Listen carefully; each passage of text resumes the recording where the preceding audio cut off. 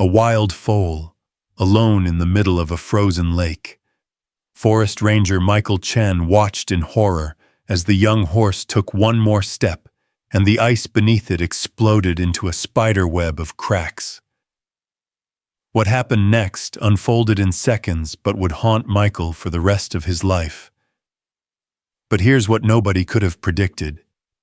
When Michael finally reached the drowning foal, what he discovered in the freezing water beneath the ice changed everything he thought he knew about wild horses and the lengths a mother will go to save her baby. If stories of incredible rescue missions and the mysterious bonds between animals fascinate you, hit that subscribe button right now and turn on notifications.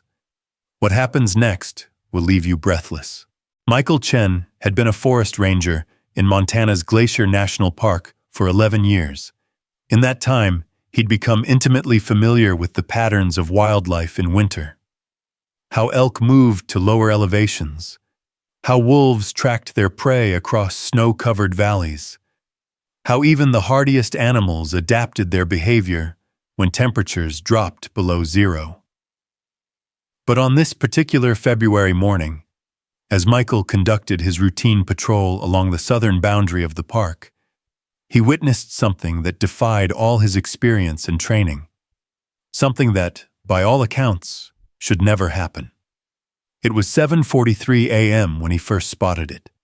The sun had just cleared the mountain peaks, casting long shadows across the frozen surface of Crystal Lake, a body of water that measured roughly 2 miles across and was known for its treacherous ice conditions during transitional weather periods.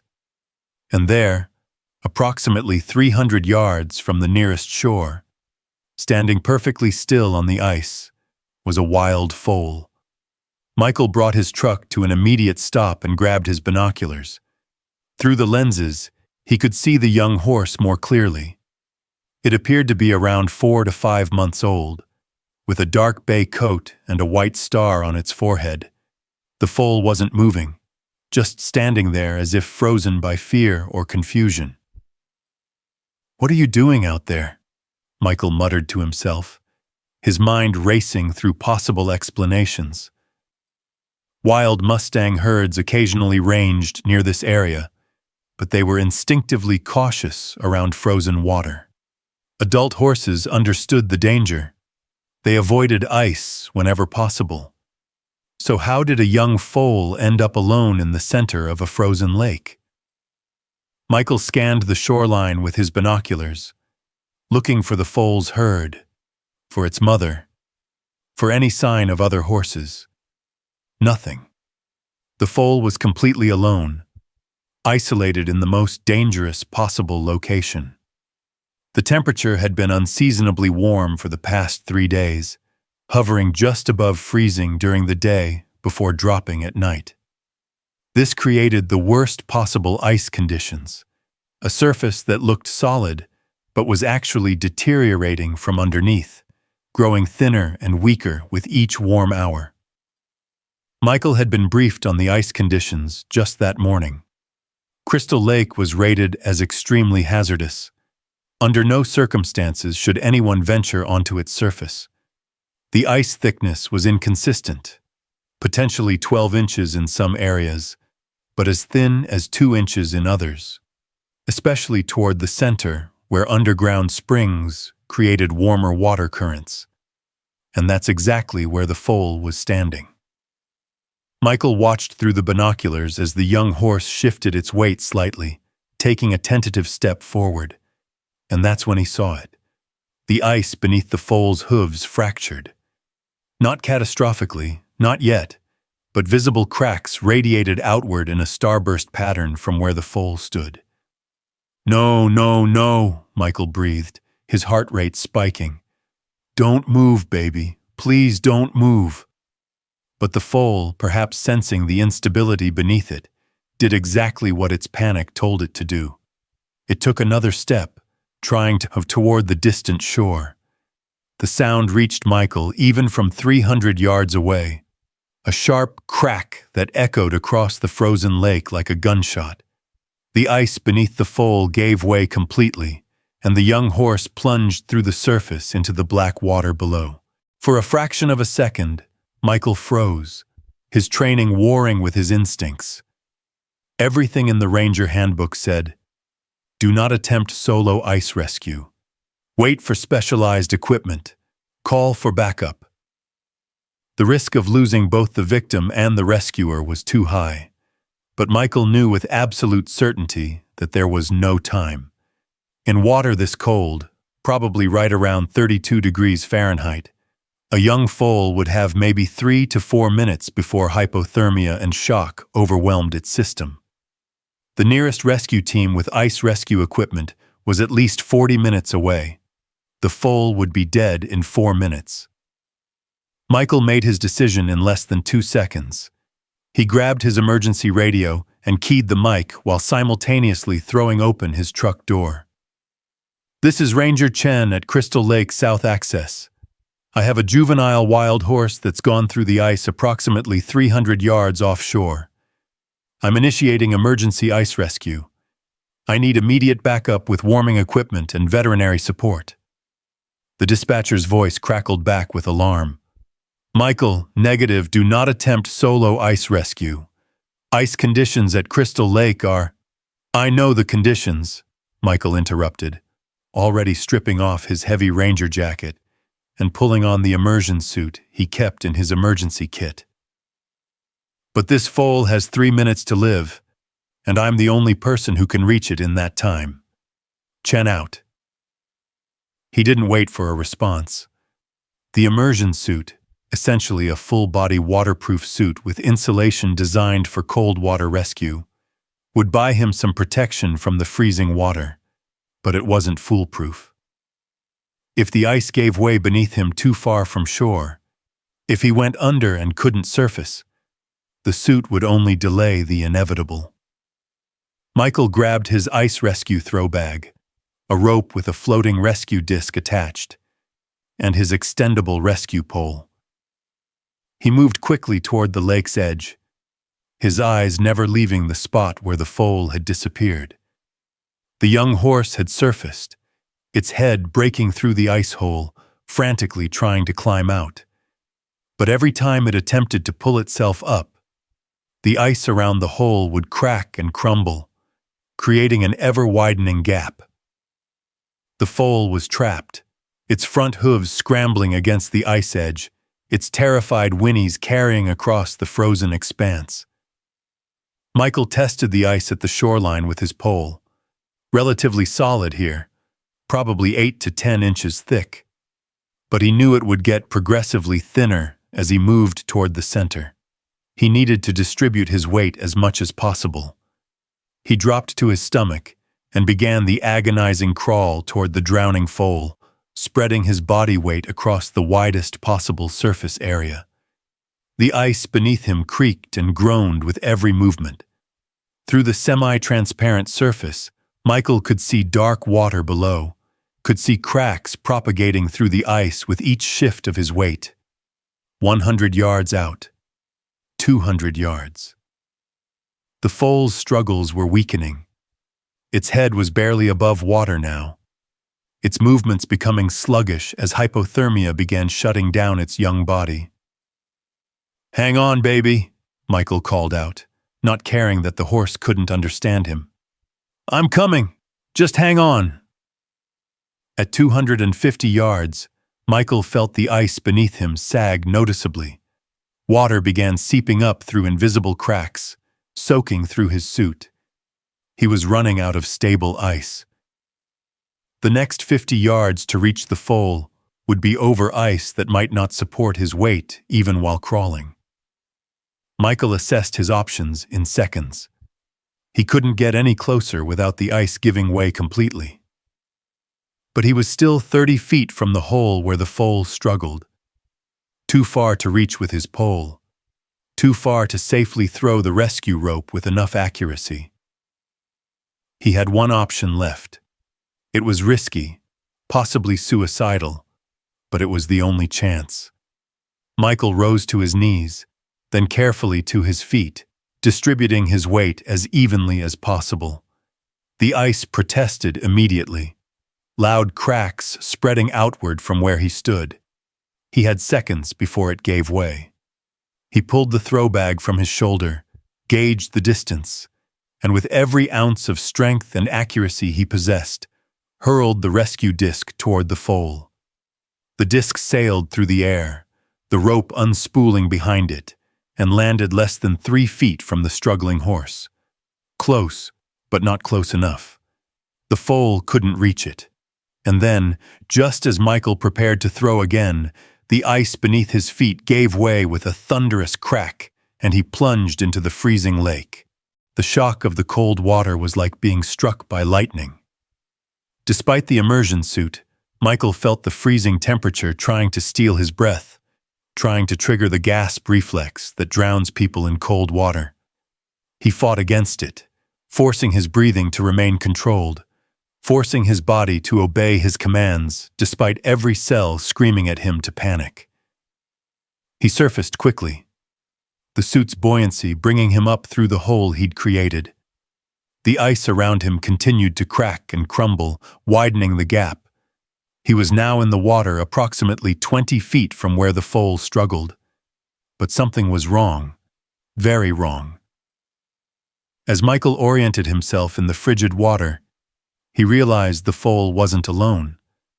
There was something else in the water, a larger dark shape beneath the surface just beyond the foal's hole. At first, Michael thought it might be a submerged log or debris, but then the shape moved. It was another horse, an adult mare beneath the ice, trapped in the water beneath the solid ice sheet that extended beyond the foal's breakthrough point. Michael's mind raced to understand what he was seeing. The mare must have gone through the ice first, probably farther out where the ice was thinner. She'd surfaced, but couldn't break through the ice above her to breathe. She'd moved beneath the ice sheet, trying to find a way up, trying to find a hole, and had located the one place where her foal had crashed through. But there wasn't room for both of them.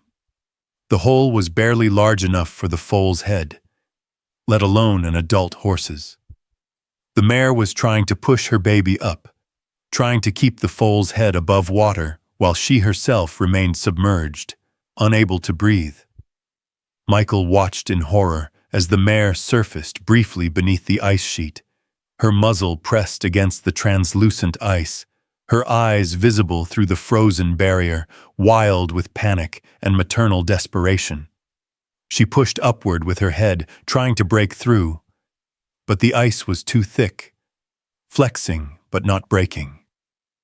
She sank back down, returned to her foal, and once again used her body to push the young horse upward, keeping its head above water even as her own lungs screamed for air. She was drowning to save her baby.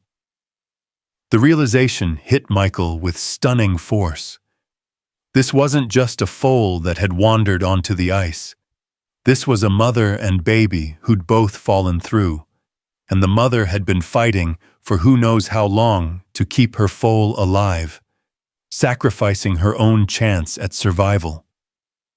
Michael swam toward the foal, his movements hampered by the bulky immersion suit and the chunks of broken ice floating around him. The young horse's eyes rolled white with terror as he approached, but it was too weak to do more than feebly paddle against the water. "Easy, easy," Michael gasped, his own lips already starting to go numb from the cold. He reached the foal and managed to slip the rescue rope around its chest, behind its front legs, securing it as he'd been trained. "I've got you, baby. I've got you." But even as he secured the foal, he watched the mare beneath the ice. She had surfaced again under the ice sheet, her face pressed against the frozen barrier, her mouth opening and closing soundlessly, no air left in her lungs. She was seconds from drowning. Michael made a decision that broke every protocol he'd ever learned. He took a deep breath, ducked under the water, and swam down toward the mare. The cold was instantly worse below the surface, his face going numb, his hands barely responding. But he reached the ice sheet where the mare waited, and using the heavy rescue pole he'd somehow maintained his grip on, he began striking upward at the ice. Once, twice, 3 times. The ice flexed, cracked, but didn't break. The mare's eyes met his through the water, a moment of connection between species, between 2 beings fighting for life in an alien environment. Michael surfaced, gasped for air, and dove again. This time he angled the pole differently, striking at the ice where it had already been weakened. On the 4th strike, a crack appeared. On the 5th, a chunk broke away. On the 6th, a hole large enough for the mare's head burst through. The mare lunged upward through the new hole, her head breaking the surface, gasping and choking as air flooded back into her oxygen-starved lungs.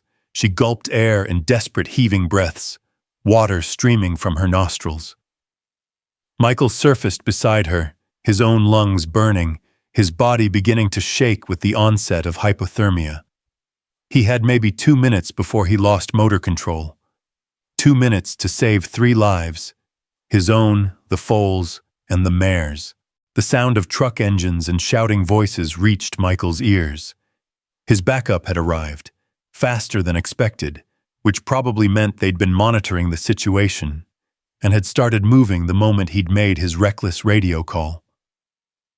Michael turned toward the shore, his movements sluggish now, and saw a team of 4 rangers in ice rescue gear making their way across the frozen surface, this time with proper equipment: ice rescue sleds, ropes secured to shore-based anchors, and spreading their approach across multiple paths to distribute weight.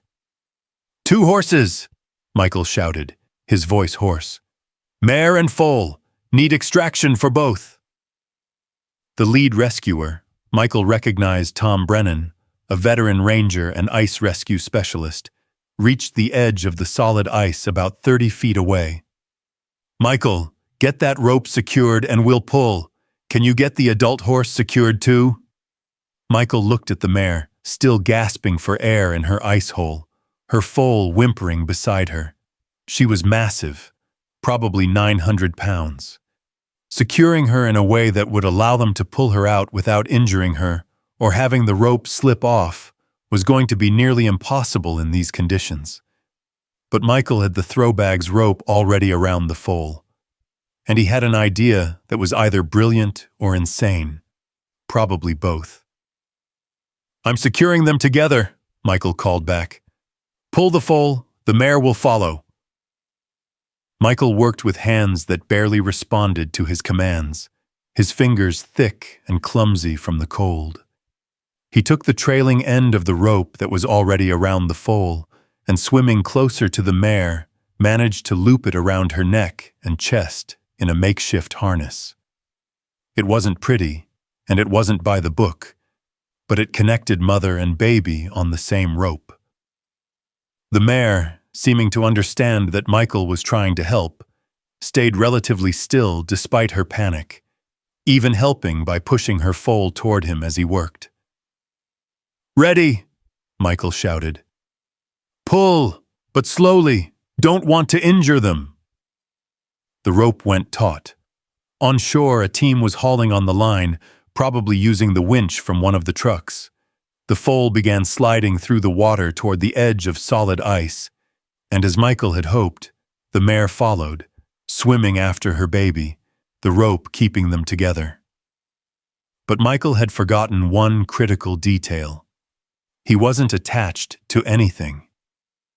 As the horses moved toward safety, he was left floating in the expanding ice hole, his body temperature dropping into dangerous territory, his limbs starting to refuse his commands. Michael! Tom's voice cut through the fog that was starting to cloud Michael's thinking. Grab the secondary line! Another rope splashed into the water near Michael.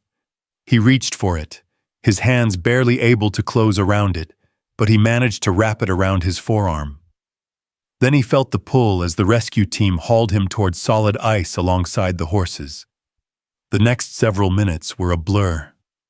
Michael remembered being pulled from the water onto ice that held, then being dragged on a rescue sled back toward shore. He remembered seeing the foal being pulled out of its ice hole, water streaming from its small body, trembling but alive. He remembered the mare, magnificent, terrified, exhausted, being winched out of the lake like some mythical creature emerging from the deep. On shore, heated blankets were wrapped around him, and hands were checking his vital signs. But Michael pushed away the attention, his eyes fixed on the two horses. The foal was lying on its side, its small body shaking violently, a good sign, indicating its body was still fighting hypothermia. A veterinary team that had been called in was already setting up portable warming equipment and preparing to transport the young horse. But the mare was in worse shape. She was standing, barely, her legs splayed wide for balance, her head hanging low, water still dripping from her coat that was already starting to freeze in the sub-zero air. Her breathing was labored, her eyes half closed. Dr. Jennifer Morrison, the park's wildlife veterinarian, was taking the mare's vitals. Core temperature is critical, probably around 90 degrees. She was under longer than the foal. Michael, how long do you think she was submerged before you made the hole? Michael tried to think through the fog of his own hypothermia. I don't know. At least a few minutes. Maybe more. She was keeping the foal's head up while she couldn't breathe. She was drowning to save her baby.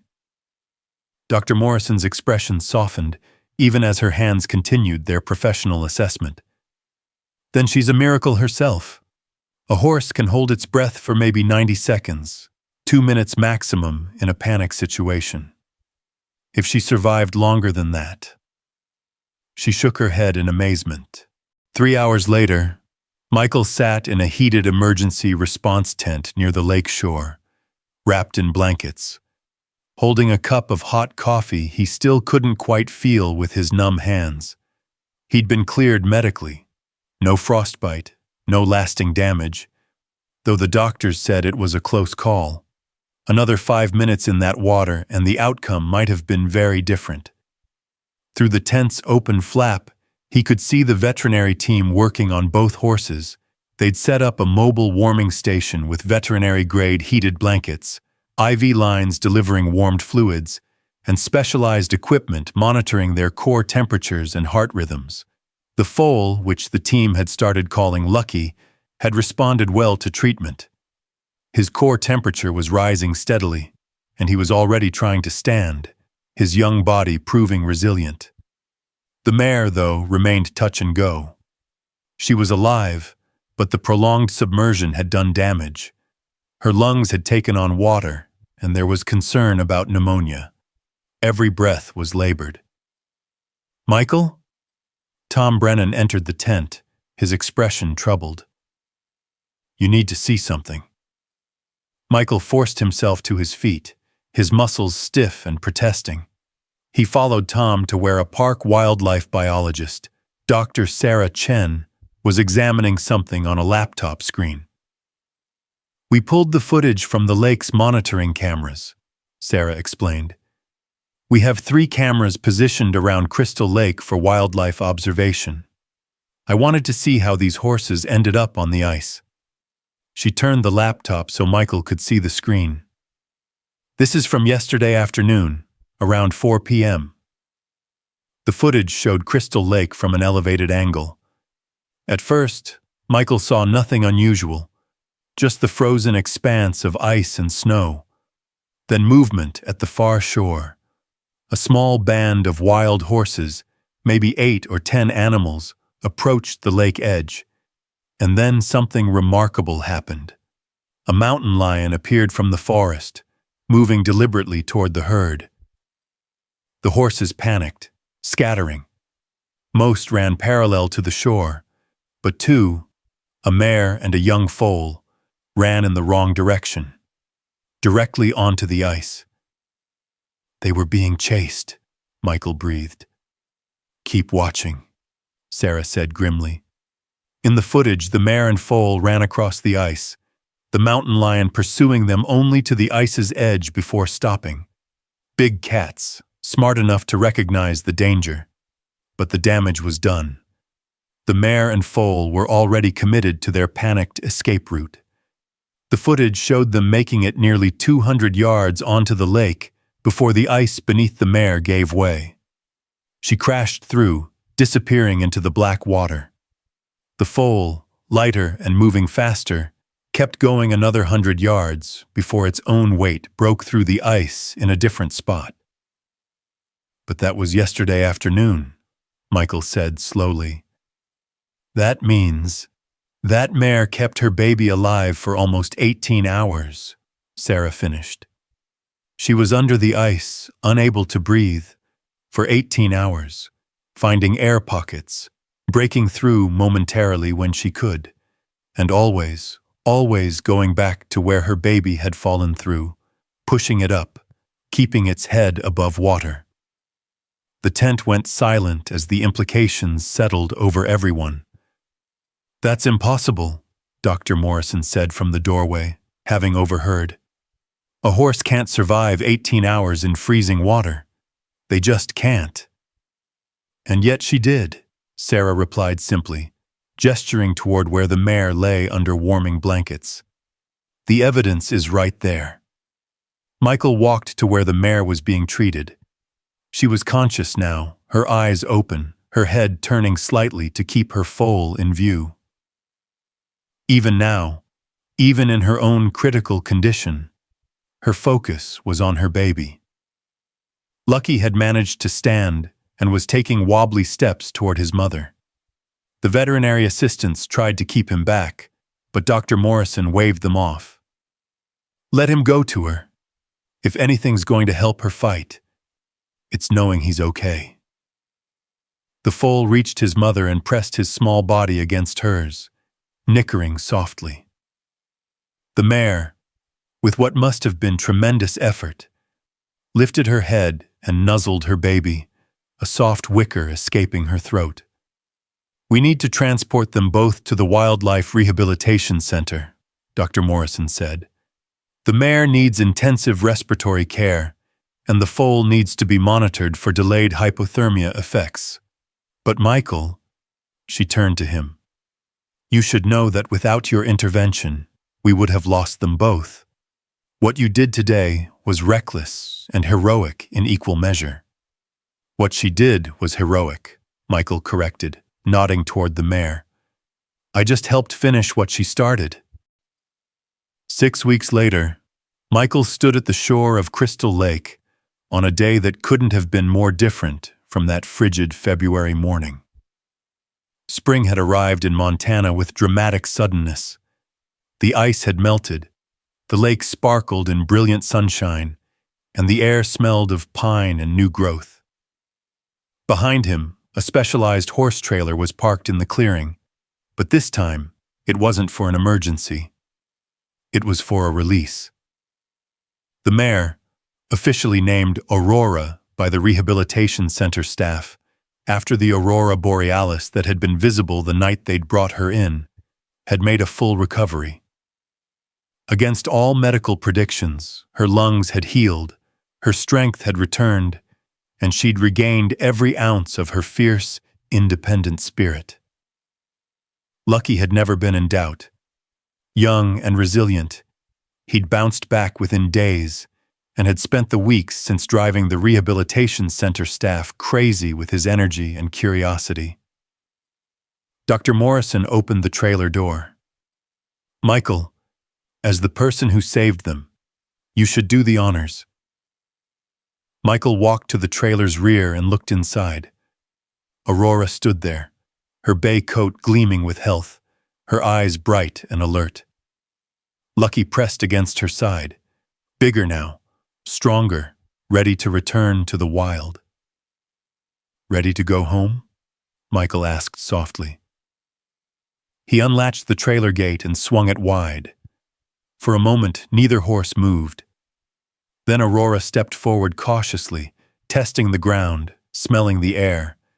She looked at the lake, the water that had nearly killed her, and for a second, Michael worried she would refuse to return to an area that held such traumatic memories. But then Lucky burst past her, galloping toward the meadow beyond the lake shore, bucking and kicking with pure joy. Aurora whinnied, a sound of alarm but also of exasperation, and took off after her baby, her maternal instinct overriding any fear. From the forest edge, the rest of their herd emerged. They'd been tracked by the wildlife team and had gradually returned to this area as spring arrived. The band's stallion stepped forward, assessed Aurora and Lucky, and after a moment of tense standoff, welcomed them back with a gentle touch of his muzzle to Aurora's neck. The herd moved together into the meadow, Lucky immediately integrating with other youngsters his age, Aurora taking her place among the mares. She paused once, turning to look back at the humans standing by the trailer. Michael could have sworn she nodded, a gesture of acknowledgement, of understanding, maybe even of gratitude. "Do you think she remembers?" Tom Brennan asked, having come to witness the release.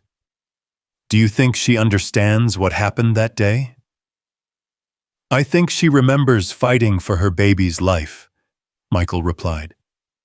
"I think she remembers that when she needed help, it came. As for the rest," he shrugged. "Maybe it doesn't matter. What matters is they're home. They're together. They're alive." Dr. Morrison joined them, watching the herd graze peacefully in the spring meadow. "You know, in 30 years of veterinary medicine, I've never seen anything quite like what that mare did.